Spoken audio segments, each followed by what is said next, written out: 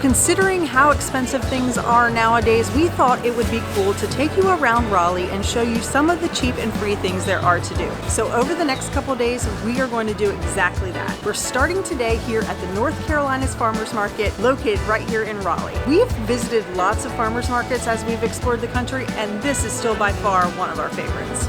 So the North Carolina's Farmers Market started in 1955 with the farmer section opening in 1958. Since then, it's grown to over 30,000 square feet, and it is open year-round, which is kind of unusual for a farmer's market, 365 days a year. So we are currently in the open air portion of the market, and while it's currently only about halfway full, you gotta remember it is just the beginning of March, and within the next 2 to 3 weeks, every single spot in this place is going to be packed full of fresh produce, trees, vegetables, I don't know, jellies, jams, baked goods, anything that you can think of that is grown and produced here locally in North Carolina. So whenever we come to the farmers market, the one place that we absolutely cannot resist, no matter how hard we try, is the German baker. I'm telling you, these are some of the best baked goods you will probably ever have in your life, at least, or maybe they're nostalgic for us from living here for 8 years, but possibly. We absolutely love this place, and it's delicious. My favorite thing here is probably the cheese-covered pretzel. So when we spent some time in Germany, I ate a lot of pretzels at least, and they really take me kind of back to Germany, and I can't wait to get back there again. But in the meantime, I'm just going to enjoy a nice German cheese pretzel. And then Jed has his favorite too that he loves getting when he's here. I love the bee sting cake. I'm not a sweets person. Like during our time in Europe, one of the things that I really loved about like the sweets, cakes, pies, and pastries over there is that they're not overly sweet. They let the natural sweetness come through, and he does it perfectly. I have not had one of these in a few years since we haven't really spent much time in Raleigh, but it's just as good as I remember. It's absolutely delicious. That is so good. You got the cream it tastes so fresh. It's crazy. The crunch from the almonds on the top, the honey, and the cake layers are so light and fluffy. I love this thing.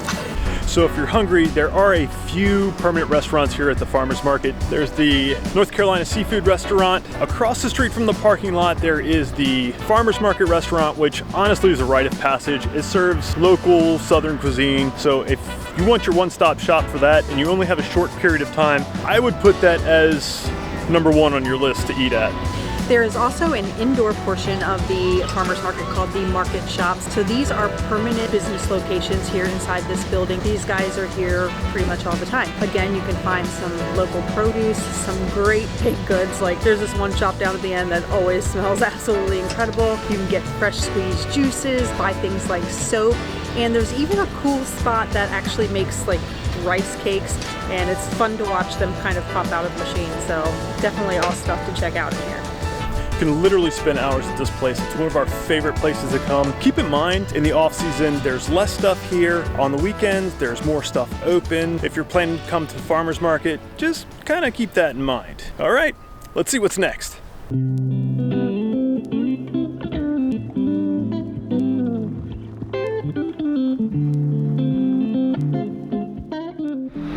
So up next, we are going to visit what we think is some of the coolest things about Raleigh, and that is all of the museums that are here. It's actually even been dubbed the Smithsonian of the South. Now, it's not quite as big or not as many museums as the Smithsonian. Nevertheless, they still have some pretty cool museums here. And the excitement starts outside because this globe behind me is the second largest steel globe in the world. I am not exactly sure how many steel globes are in this world vying for that, but this is #2. So, I mean, way to go, Raleigh. Today, anyway, it's #2. And it is outside of the North Carolina Museum of Natural Sciences, which is one of our favorite museums to visit here.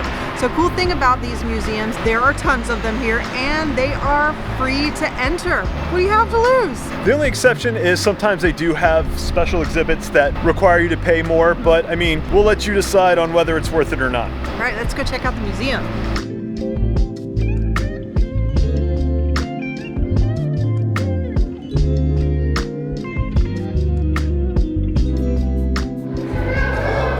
One of the first sections you're going to come to is the coastal North Carolina section, and if you look up, they have these massive whale skeletons.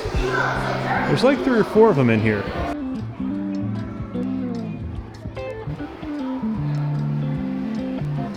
This is pretty cool. So we just made it to the second floor, and you can actually see the whale skeleton, like, up close. So as you progress through the museum, it actually takes you through all the ecological areas of North Carolina, from the coastal region all the way to the mountains and everything in between. And you know what's really cool? That guy, that beaver, he's coming home with me. No, he's not. If you visit this museum, do not steal the beaver. He's so cute. We are arguably in our favorite part of North Carolina, which is the mountains. And it feels just like the mountain. Okay, not really. I mean, there's a bunch of plastic rocks and stuff, but it's still pretty cool. What's Sandy doing? Oh, she's looking at animal tracks over here, trying to... So this is obviously the best part of any museum, is trying to figure out what all these things are. See this right here? It's a footprint. It looks like some kind of a cat. It's a paw print, not a footprint. Well, paw prints of some cat. Which cat? I don't know. Let's see. Bobcat. Bob is a really common name for cats in North Carolina. You'll find like the occasional Steve or Frank, but most of them are Bobs.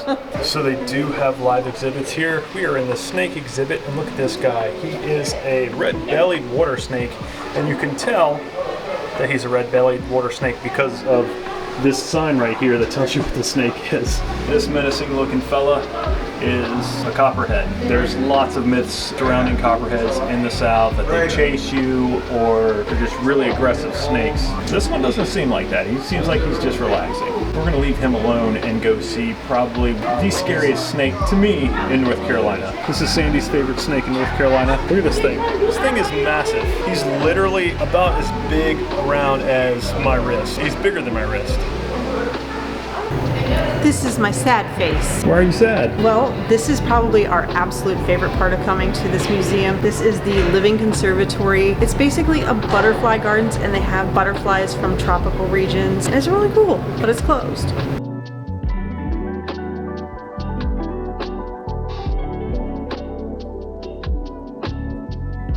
So like I said earlier, the museums here in Raleigh are free, and I'm going to actually use my little cheat sheet here because I can't remember them all. So in addition to the Natural Sciences Museum that we're at now, there is also the Gregg Museum at NC State. There is the North Carolina Museum of History. There is also the CAM Museum, the Marbles Kids Museum, and a City of Raleigh Museum, in addition to our other favorite museum here, which is the North Carolina Museum of Art. The art museum here is absolutely amazing, and we love coming here. There are multiple buildings on site that are just filled to the brim with amazing artwork, but we're not going to show you that because number one, you can't film inside the museum, and number two, they also have something that is, I think, really unique. So they have the Ann and Jim Goodnight Museum Park here, and the cool thing about it is that there are several miles of trails throughout the park, and it's scattered with different art installations, so big sculpture work. So it's a really cool place to come take a walk and view the art at the same time, and it's actually one of our favorite things to do here in Raleigh. But unfortunately, we haven't been here in many, many years, so we're excited to see what new art there is here to see.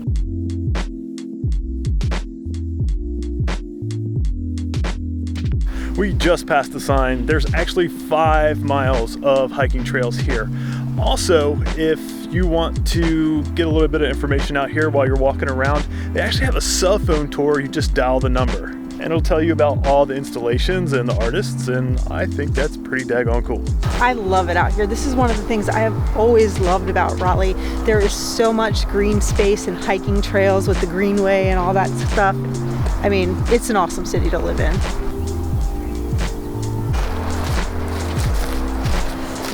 Okay, welcome to our new Hobbit house. Just kidding. This is actually called the Cloud Chamber. It's kind of a hidden gem here because I don't think anybody really knows how to get out here because the trail system to get here is a little tricky. But if you pay attention to the map and to your wife, you should be able to get here just fine.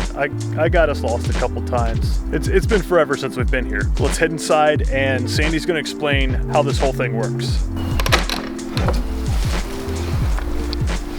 So welcome to the Cloud Chamber. This is it. There are just some little seats in here that you can sit on. I'm going to explain how it works before we actually sit down to show you. But in the ceiling there is a pinhole. So this works kind of like a pinhole camera. So what it does is it somehow works its magic and it projects the trees and the clouds outside to the walls of the inside of this chamber. The reflections kind of basically come through there, and in a minute when we sit down, you'll see that you can see the trees inverted on the wall. Really kind of cool, and we enjoy coming here and just staring at it. So we're gonna close the door and give our eyes a few minutes to adjust, and we'll show you what we're talking about.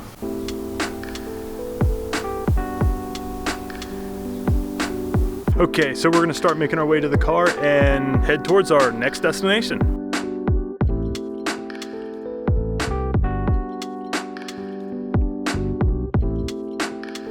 So we are now at Yates Mill County Park. So this is a historical park. Basically, there is a grist mill here. This grist mill was in operation in Wake County for over 200 years, and it's just one of 70 different mills that were operational at different points in this county. The cool thing is it is the only one that is still operational today. So that's pretty cool. This park also has an interpretive center. If you want to know how a grist mill works, they also have things about wildlife you might see out here that's native to the area, and they have bathrooms. So if you have to use the bathroom, then got you covered. They also offer a few seasonal tours here. Unfortunately, the day that we're here, they're not offering tours, but you can actually go inside the mill and see the actual operations up close and personal. Probably not too close, or you're gonna end up as cornmeal or wheat. I guess they do wheat here as well. We're gonna hit some of the trails around here and hopefully find a better view of the actual mill itself. Have made it to the mill, and it's actually a really beautiful structure. You can see the water wheel behind me. That's where the water would actually flow over and go through and then cause the wheel to turn, thus a gear system inside of the mill to produce energy to do all the grinding of the corn or the wheat or whatever else that they were manufacturing here. And then you can also see like the horizon line here. There is a dam with the mill pond right above it, which is absolutely beautiful. So I think we're going to continue along the trail a little bit because there's supposed to be some wetland areas back here for us to look at as well.